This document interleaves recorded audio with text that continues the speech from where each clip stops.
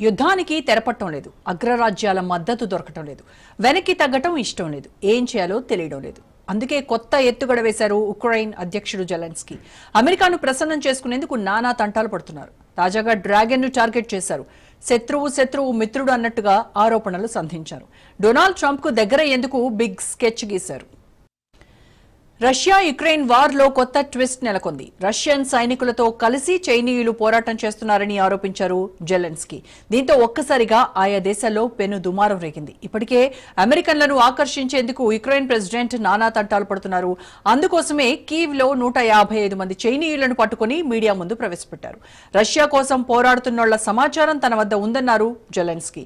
China పౌరుల పేర్లు, passport data సేకరించామన్నారు.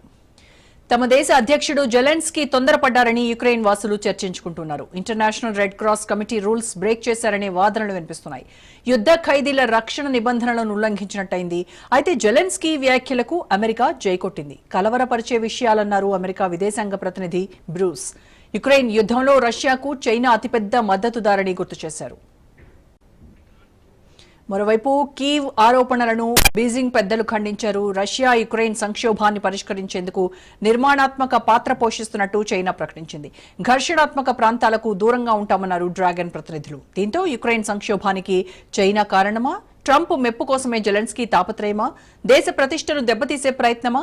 China సైనికులు రష్యా కోసం పోరాడుతున్నారా? జెలెన్స్కీ ఆరోపణల్లో నిజమెంత? ఇలా అనేక ప్రశ్నలు వినిపిస్తున్నాయి. నిజానికి యుక్రెయిన్ యుద్ధాన్ని ఆపేందుకు ట్రంప్ ప్రయత్నాలను ముమ్మరం చేశారు. ఆయుధ సాయాన్ని నిలిపేసి యుక్రెయిన్ ను బలవంతంగా శాంతి వైపు అడుగులు వేస్తున్నారు. అయితే రష్యా భీకరమైన దాడులతో విరుచుకుపడుతోంది. దీంతో జెలెన్స్కీ పరిస్థితి ముందు నుయ్యి వెనక గొయ్యి అనే చందంగా మారింది. యుద్ధం కొనసాగించి మరింత భూభాగాన్ని కోల్పోవడమా, శాంతి ఒప్పందంతో ఉన్నదాన్ని కాపాడుకోవడమా అన్నది తేల్చుకోలేకపోతున్నారు.